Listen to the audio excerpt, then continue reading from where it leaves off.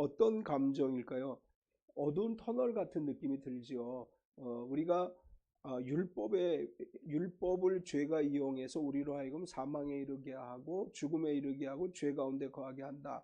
이제 그래서 7장은 마치 어두운 터널 같다 이렇게 볼 수 있는데, 이 마지막 이제 바울이 그 7장의 고백 가운데 7장 24절을 보면 이렇게 고백하죠. 오라 나는 곤고한 사람이로다. 이 사망의 몸에서 누가 나를 건져내랴.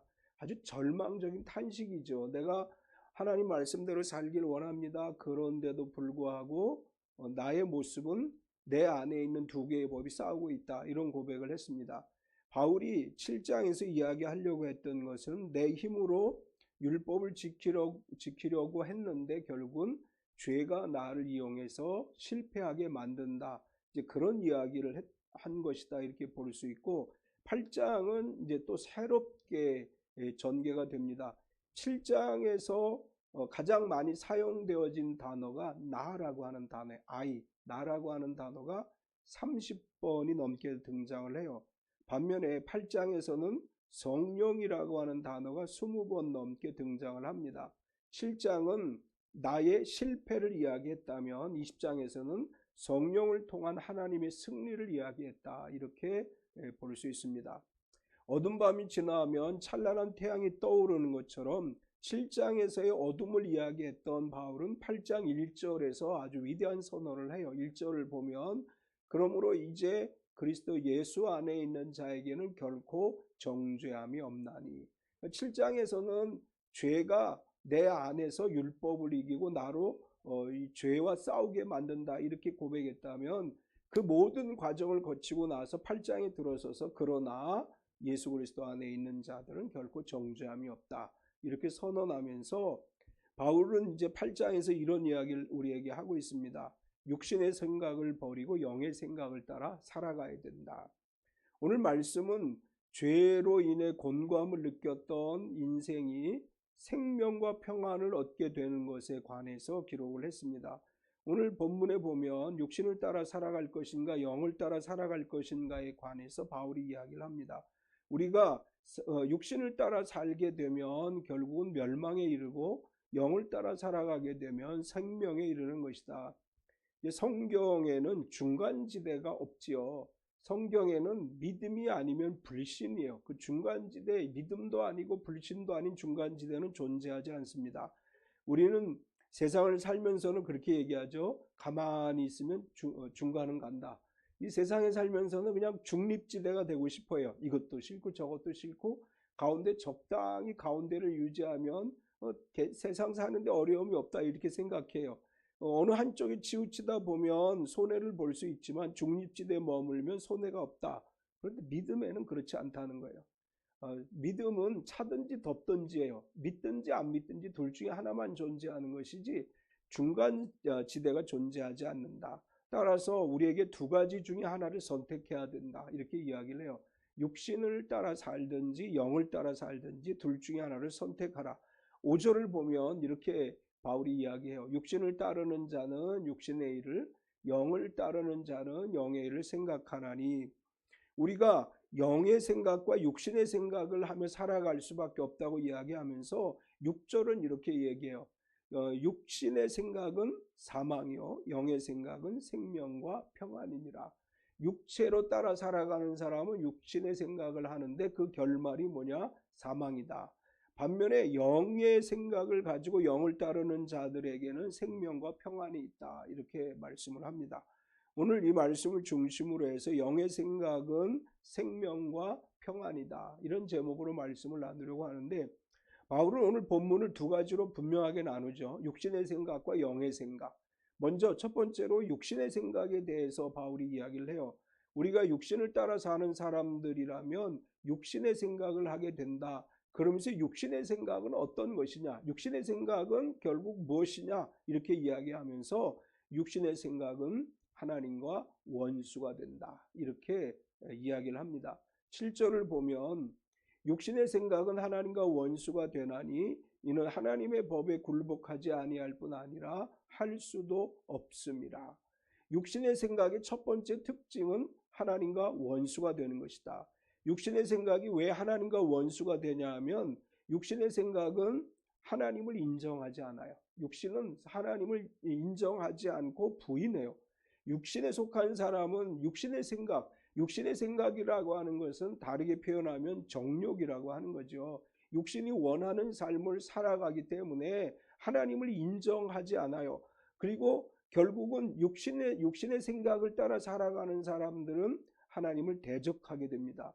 그 왜 이 하나님을 대적할 수밖에 없느냐 하면 육신의 생각을 하는 사람은 하나님의 법을 따를 수가 없기 때문에 결국은 대적하는 관계가 되는 것이다. 하나님을 인정하고 하나님 말씀을 따라 살아야 함에도 불구하고 육신의 즐거움과 쾌락과 욕심을 위해 살아가기 때문에 결국은 하나님 법에 절대 복종할 수가 없고 하나님 법에 복종하지 못하기 때문에 원수의 관계가 되는 것이다. 하나님을 부인하고 하나님을 대적하고 이런 사람들의 특징은 생각이 부정적이고 생각이 불가능하다고 하는 부정적인 생각을 늘 마음속에 품고 살아가는 사람들이에요. 이런 생각들이 쌓여지게 되면 하나님을 대적하게 되고 하나님의 교회를 대적하게 됩니다. 오늘 현대사회 속에서 교회를 대적하고 기독교를 박해하고 비판적인 입장을 취하는 사람들은 원래 기독교와 관련이 없는 사람들이 아니에요. 대부분이 현재 기독교를 비판하고 교회를 비판하는 사람들의 대부분은 교회를 다닌 경험이 있어요. 그리고 성경 공부를 한 경험들이 있어요. 교회에 대해서 잘 알아요. 그런 사람들이 오히려 교회를 비판합니다. 왜냐하면 교회를 다녔고 성경을 공부했는데 하나님의 법에 굴복할 수가 없는 거예요. 알긴 아는데 따라갈 수가 없어요. 그렇게 되면 어떻게 해요? 비판할 수밖에 없죠. 따라갈 수 없다고 생각하기 때문에 비판하는 거예요. 오늘 교회를 비판하는 사람들, 심지어 이 신학을 공부한 사람도 있고 목회를 했던 사람도 있고 이런 사람들이 이 육신의 생각에 사로잡혀서 결국은 교회를 비판하고 기독교를 비판하고 성도들을 비판하는 이제 그런 모습을 보여주고 있습니다. 바울 사도는 그런 것에 대해서 지적을 하면서 하나님과 원수가 될 수밖에 없다 이렇게 이야기를 하고 하나님과 원수이기 때문에 하나님을 기쁘시게 할 수도 없다. 8절을 보면 육신에 있는 자들은 하나님을 기쁘시게 할 수 없느니라 이렇게 말을 해요. 이제 이 8절을 현대어 성경으로 보면 이렇게 번역합니다. 그러므로 아직도 옛날의 죄에 물든 자의 지배를 받아서 육신의 욕망대로 따라가는 자는 결코 하나님을 기쁘게 해드릴 수 없는 것입니다. 육신의 정욕을 따라 욕망을 따라 살아가는 사람들은 자기의 욕망에 따라 살아가기 때문에 하나님을 기쁘시게 할 수가 없다. 이렇게 이야기합니다. 우리가 절대 믿음을 가지고 살아간다는 것은 내 생각을 내려놓는 거죠. 내가 원하는 걸 따라 살아가는 것이 아니라 하나님을 기쁘시게 섬기는 거예요. 히브리서 12장 28절을 보면 그러므로 우리가 흔들리지 않는 나라를 받았은즉 은혜를 받자 이로 말미암아 경건함과 두려움으로 하나님을 기쁘시게 섬길지니 우리는 어디에 속한 사람들이에요? 하나님을 기쁘시게 섬기는 자리에 속한 사람들이에요. 하나님을 기쁘시게 섬기는 사람들은 흔들리지 않는 나라를 받았고 그래서 경건과 두려움으로 하나님을 경외하며 살아가는 것이다. 육신의 생각의 결론은 뭐냐? 육신의 생각은 사망이다. 이렇게 이야기를 합니다. 6절을 다시 보면 육신의 생각은 사망이요 영의 생각은 생명과 평안이니라. 이 6절을 현대어 성경으로 보면 이렇게 번역했습니다. 성령을 따라 살면 생명과 평안을 누리지만 육신을 따라 살면 죽음에 이르게 됩니다. 육신의 생각을 따라가다 보면 그 끝이 사망이다. 그런 이야기죠. 이 구절을 조금 다르게 해석하면 육신의 생각은 죽음에 이르는 생각이다. 그래서 언제나 죽음을 생각하고 멸망을 생각한다. 이제 이런 의미로도 해석할 수 있습니다. 죽음이란 단어가 갖는 이미지와 절망과 좌절이라고 하는 이미지가 육신의 생각에 따라 살아가는 사람들에게 늘 그것이 마음에 자리 잡고 있다는 거예요. 그래서 육신의 생각으로 살아가는 사람은 생각하는 것이 절망적이고 좌절감이고 부정적인 이미지에 사로잡혀서 살아가게 되고 그러다 보니까 자기도 모르게 점점 죽음을 향해 가는 것이다. 우리가 하나님을 믿는다면, 예수 그리스도를 나의 구세주로 믿는다면 우리의 생각이 바뀌어져야 돼요. 부정적이고 절망적이고 좌절감에 빠져 있는 것이 아니라 생명 되시고 우리에게 희망을 주시는 그분의 은혜를 기억하면서 늘 우리의 언어와 생각과 행동이 희망적이고 소망을 품고 살아가야 된다라고 하는 것을 이야기해 주고 있습니다. 두 번째는 영의 생각은 생명이다, 이렇게 바울이 이야기합니다. 육신의 생각은 하나님과 원수가 되고 하나님을 기쁘시게 할 수 없기 때문에 결국 사망에 이른다. 반면에 영의 생각은 두 가지로 표현을 했는데 생명과 평안이라고 얘기했습니다. 먼저 영은 죄와 사망의 법에서 우리를 해방시켰다, 이렇게 선포를 해요. 1절과 2절 같이 읽겠습니다. 그러므로 이제 그리스도 예수 안에 있는 자에게는 결코 정죄함이 없나니 이는 그리스도 예수 안에 있는 생명의 성령의 법이 죄와 사망의 법에서 너를 해방하였습니다. 아멘. 영은 예수 그리스도를 죽음에서 다시 살리셨어요. 뿐만 아니라 영은 우리를 죄와 사망의 법에서 해방시키셨다. 바울은 이렇게 증거하고 있습니다. 우리가 성령의 인도하심을 받고 성령을 따라 살아간다는 것은 성령의 법을 따라 살아가는 것이고, 성령의 법은 생명의 법이기 때문에 생명을 따라서 살아가게 되는 것이다. 육신의 생각은 사망의 법을 따르는 것이고 사망에 이르는 것인 반면에 성령의 법은 생명의 법이기 때문에 성령의 법, 생명의 법을 따라 살아가다 보면 생명길로 나아가게 되고, 우리가 말씀을 의지해 살아가게 되면 결국 영원한 죄로부터 해방이 되고 죽음으로부터 해방이 돼서 영생에 이르게 된다. 우리가 예수님을 믿는 것은 제가 자주 강조하지만 성령의 도우심이 없이 우리가 예수님을 믿을 수 없어요. 고린도전서 12장 3절을 보면 그러므로 내가 너희에게 알리노니 하나님의 영으로 말하는 자는 누구든지 예수를 저주할 자라 하지 아니하고 또 성령으로 아니하고는 누구든지 예수를 주시라 할 수 없느니라. 우리가 예수님을 구세주로 믿습니다. 성령이 우리를 그렇게 믿게 만들어준 거예요. 성경을 아무리 많이 읽어도 성령이 나에게 감동을 주지 않으면 예수님이 믿어지지 않아요. 우리가 하나님의 말씀을 믿게 되는 것도 성령이 도우시는 거예요. 예수님이 나의 구세주라고 하는 분명한 믿음을 갖는 것도 역시 성령이 우리에게 주시는 거예요. 따라서 우리가 성령 안에 거한다면 그 성령께서는 우리를 생명으로 인도하시고 죄와 사망의 법에서 자유하게 하셔서 영생의 길로 우리를 나아가게 하고, 우리가 성령의 생각을 따라서 살아가다 보면 결코 정죄함이 없다, 이렇게 말씀을 하고 있습니다. 또한 영은 예수님을 살리셨다, 바울이 이렇게 이야기를 해요. 11절 같이 읽겠습니다.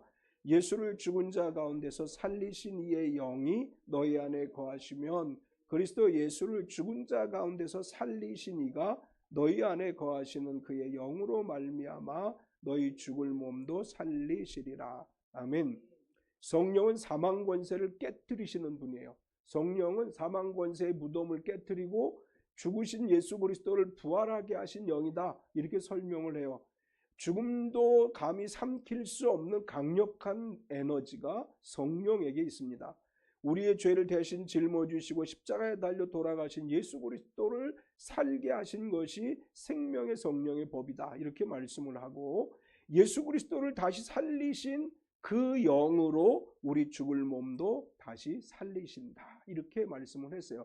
11절 뒷부분에 보면 그렇게 말씀을 하죠.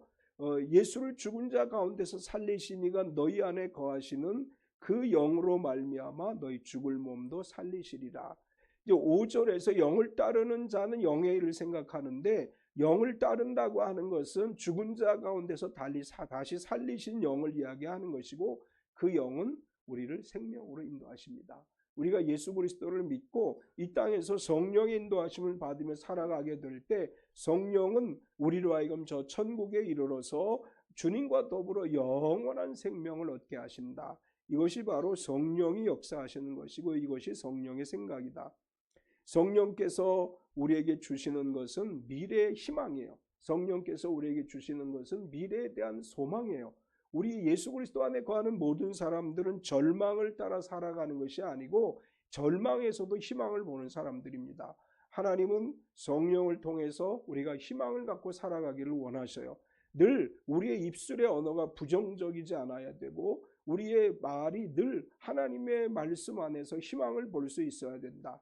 이것이 오늘 바울 사도를 통해서 하나님 우리에게 주시는 말씀입니다. 세 번째는 영의 생각은 평안이다.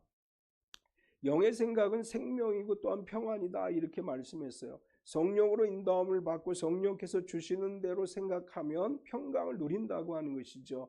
영의 생각이 평안이라고 하는 말은 성령이 내 안에 오시면 내가 평안할 수밖에 없다. 우리 다 경험해 보셨죠? 성령 충만할 때 걱정, 근심, 염려가 내 마음에 가득히 차 있나요? 우리가 성령으로 충만한 순간에는 모든 걱정과 근심과 염려가 내 안에서 사라져요. 우리가 성령 충만을 받고 살아가게 될 때 진정한 평안이 우리의 삶을 누리게 하는 것이고, 어떤 어려움과 힘든 상황에서도 아무런 해결의 기미가 보이지 않는 상황에서도 마침내 평안을 성령이 우리에게 주시고, 영의 생각인 평안이 내 안에 임할 때 우리에게 있어서 할 수 없는 일이 없다. 왜냐하면 하나님은 할 수 없는 것을 하시는 분이기 때문이다. 3절 같이 읽겠습니다. 율법이 육신으로 말미암아 연약하여 할 수 없는 그것을 하나님은 하시나니 곧 죄로 말미암아 자기 아들을 죄 있는 육신의 모양으로 보내어 육신의 죄를 정하사. 이제 이 구절을 쉬운 성경인 우리말 성경으로 번역한 것을 보면 이렇게 번역했어요. 율법이 육신으로 인해 연약해져서 할 수 없던 그 일을 하나님께서는 하셨습니다. 곧 하나님께서는 죄를 속량해 주시려고 자기 아들을 죄 있는 육신의 모습으로 보내셔서 육신 안에서 죄를 심판하셨습니다. 이제 이건 무슨 얘기냐 하면, 우리가 복음을 전해요. 예수 믿고 구원 받으세요. 예수님이 십자가에서 우리 죄를 대속하셨습니다 라고 이야기하면 사람들은 뭐라고 얘기해요? 아니 그건 2000년 전의 일이야. 그렇지, 2000년 전에 예수님이 십자가에 달려 돌아가신 게 오늘날 나와 무슨 상관이 있어? 그건 상관없는 일이지 않냐? 이렇게 우리에게 반문을 해요. 그것에 대해서 바울은 이렇게 얘기해요. 사람으로는 그건 할 수 없어. 그러나 하나님은 하실 수 있어. 이렇게 얘기하는 거예요. 우리가 이제 성령이 내 안에 안 계시면 2000년 전에 예수님이 십자가에 돌아가실 때 내 죄를 대신 짊어지셨다는 거 믿을 수 있어요? 성령이 나로 하여금 믿게 해주는 거예요. 믿을 수 없는 것을 믿게 해주셔요. 왜냐하면 하나님은 능히 하실 수 있기 때문에. 우리 일생의 우리 죄의 문제도 그렇지만 우리 삶의 문제도 마찬가지예요.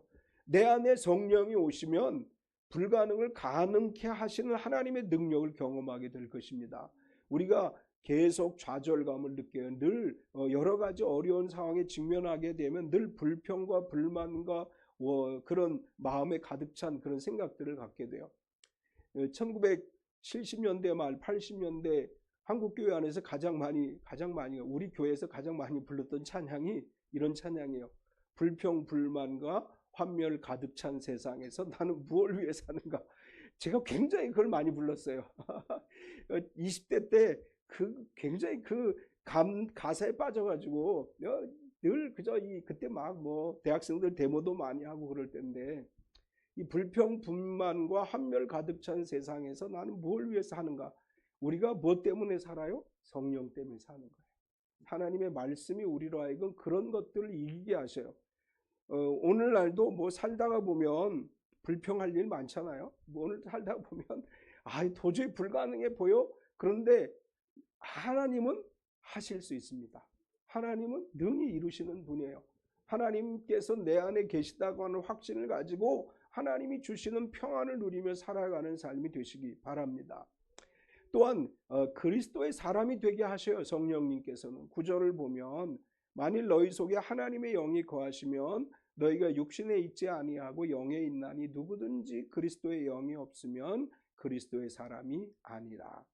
우리가 성경을 읽었다고 해서 그리스도인이 되는 게 아니고 내 안에 그리스도의 영이신 성령이 임함으로 인해서 내가 그리스도의 사람이 되는 것이다. 우리가 성령 충만을 받아야 될 이유가 바로 여기 있습니다. 우리 안에 하나님의 영이신 성령이 거하시고 성령이 나를 인도해 주시면 나는 그리스도의 사람이에요. 나는 그리스도의 사람이에요. 나는 성령 안에 살아가는 그리스도인이에요. 우리는 이 믿음을 가지고 살아가야 돼요. 내 안에 성령이 계시고 내가 그리스도인이라면 불안과 초조와 염려와 죄책감과 두려움과 절망이 아니라 내 안에 하늘의 평안이 임하게 됩니다. 평화, 하늘에서 주시는 하나님의 평화가 내 안에 들어와서 나를 주관해 주셔요. 걱정과 근심과 염려를 평안으로 바꾸어 주시는 하나님의 은혜, 내가 그리스도인이기 때문에 나에게 주시는 그 하나님의 은혜를 누리며 살아가시기 바랍니다. 또한 우리의 영은 의로 말미암아 살아있다 이렇게 표현을 해요. 10절을 보면 또 그리스도께서 너희 안에 계시면 몸은 죄로 말미암아 죽은 것이나 영은 의로 말미암아 살아있는 것이니라. 영의 생각을 따라 살아가는 성도는 평안을 누리게 되고, 우리의 몸은 이제 7장에서도 이미 얘기를 했어요. 바울은 계속해서 우리의 죄는 그리스도의 십자가와 함께 죽었다 이렇게 얘기를 했어요. 따라서 우리의 영혼은 이제 죄로부터 해방되어졌기 때문에 하나님이 주시는 진정한 평안을 누릴 수 있다. 바울은 이렇게 이야기합니다. 이제 로마서의 전체 주제를 이야기한다면 단 하나의 단어로 이야기할 때 의라고 하는 단어예요. 바울은 로마서를 통해서 의에 대해서 이야기하려고 해요. 요걸 조금 더 이제 신학적으로 이야기할 때 칭의라고 이야기를 하는 거예요.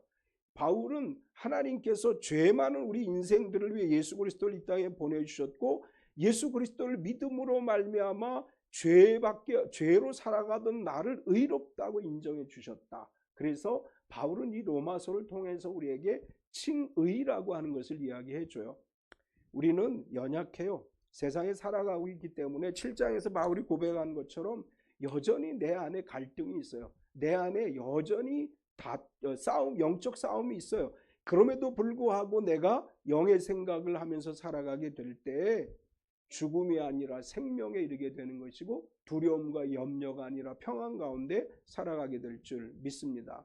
살아가면서 내 안에 오는 모든 두려움을 물리치고 근심과 걱정과 염려를 주님의 십자가 앞에 내려놓고 하나님이 주시는 성령의 생각, 생명과 평안을 마음속에 간직하고 생명과 평안을 누리며 살아가는 저 여러분 되시기를 축원합니다.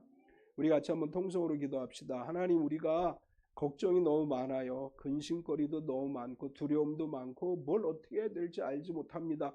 그래서 하나님의 도움이 필요합니다. 성령이 내 안에 오셔서 나로 하여금 이 어둠의 세상 가운데, 불안과 두려움과 염려의 세상 가운데 참 평안을 누리게 하옵소서. 우리 같이 한번 통성으로 기도하겠습니다.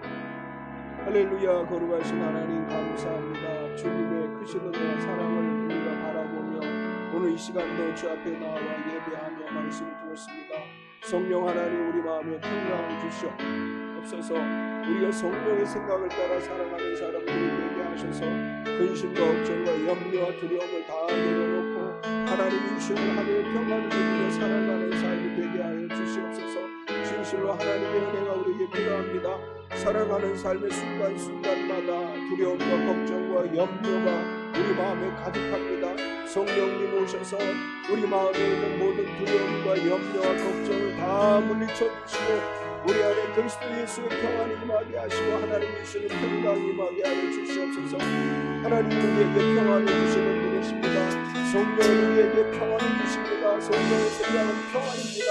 우리가 육신의 생각에 사로잡혀 살아가지 않게 하시고 오직 성령의 생각으로 하나님이 주시는 은혜를 누리며 살아가는 삶이 되게 하여 주시옵소서. 진실로 우리가 살아가는 순간순간마다 주의 선하시고 아름다운 것을 보기를 원합니다. 하나님의 영광을 드러내는 모든 삶이 되기를 원합니다. 오 하나님, 이 속에 함께하시고 우리 가운데 임재하시고 역사하여 주시옵소서. 주님이 우리의 모든 삶을 주님으로 들어갑니다. 나를 함께하여 주시고 하나님의 영광을 드러내는 귀한 삶이 되게 하여 주시옵소서. 진실로 하나님, 우리를 이끌어주시고 구하여 주시옵소서. 육의 생각은 사망이요 영의 생각은 생명과 평안이라 말씀하셨습니다. 하나님, 우리 안에 육의 생각이 떠나가게 하시고 하나님의 영이 내 안에 오셔서 성령 안에 우리의 생각이 생명과 평안으로 채워지게 하여 주시옵소서. 우리가 살아가는 세상은 여전히 두려움이 있습니다. 걱정과 염려가 있습니다. 때로는 우리가 좌절을 합니다. 성령이 오셔서 우리 안에 이런 모든 것들을 몰아내고 하나님이 주시는 평안을 누리게 하여 주시옵소서. 우리가 평안할 때 이루지 못할 일이 없을 줄로 믿습니다. 하나님은 인간이 할 수 없는 일을 하시는 분이심을 믿습니다. 주 안에 모든 일들이 이루어짐을 믿사오니 올 한 해 또한 우리의 삶의 모든 영역 가운데서 하나님의 능하신 손으로 역사하셔서 우리의 삶이 늘 형통한 삶이 되게 하여 주시옵소서. 예수님의 이름으로 기도드리옵나이다. 아멘.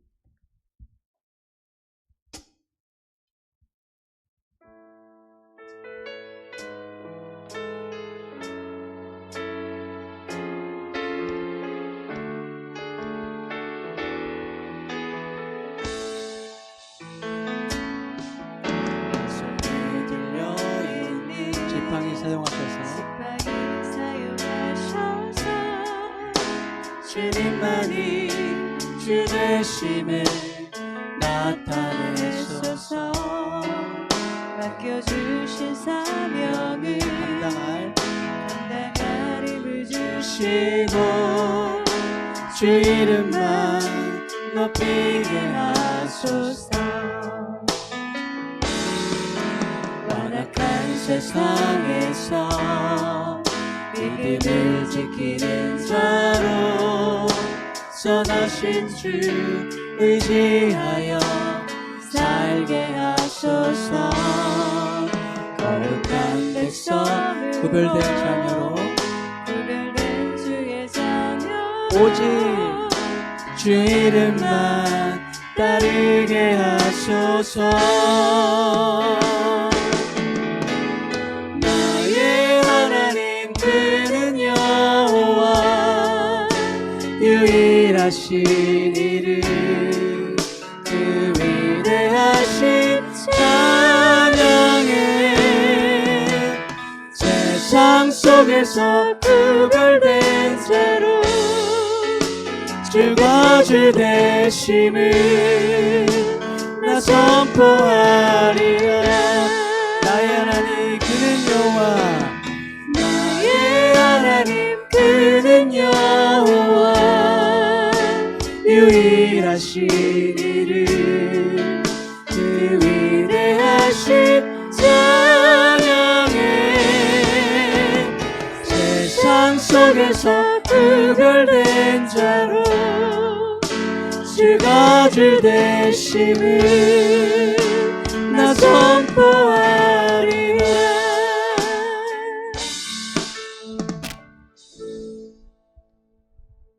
지금은 우리 주 예수 그리스도의 은혜와 독생자 예수님을 우리에게 보내주신 하나님 아버지의 지극하신 사랑하심과 성령님의 내주 충만하심을 교통하신 은혜가 거룩하고 복된 날 주님 앞에 나와 기쁨으로 찬양하고 경배하며 말씀으로 은혜 받고 세상을 향해 나아간 우리 모든 성도들 머리 위에 영원토록 함께 하시옵기를 간절히 축원하옵나이다.